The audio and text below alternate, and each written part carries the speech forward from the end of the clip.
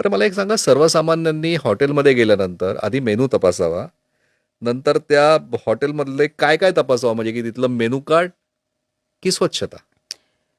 3-4 गोष्टी कंपल्सरी बघाव्यात. आपण एखाद्या हॉटेलमध्ये जातोय, त्यावेळेस ते लायसन्स्ड हॉटेल आहे का? म्हणजे प्रॉमिनंट भागावरती फसायचं लायसन्स आहे की नाही? हे बघणं अपेक्षित आहे. म्हणजे तो ऑलरेडी रजिस्टर्ड किंवा लायसन्स्ड आहे की नाही? कारण ते करताना आपण जे काही प्रोसिजर पाळतो लायसन्स देताना काही गोष्टी बेसिक बघत असतो. ते बघावं, ते प्रॉमिनंट नसेल तर त्यांना दाखवा म्हणावं.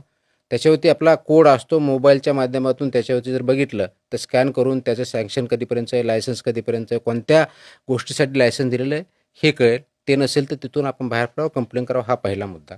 हां, पण दुस तेच कंप्लेंट कोणाला करायची? हॉटेलच्या मॅनेजरला का थेट तुकाराम मुंडेंना फोन ते करायचा? दोन्ही आपल्या त्याच्यामध्ये आपल्याला लँडलाईन म्हणजे ज्याला आपण एक नंबर दिलेला आहे, त्याच्यावरती डायरेक्टली आपण करू शकता फोन करून.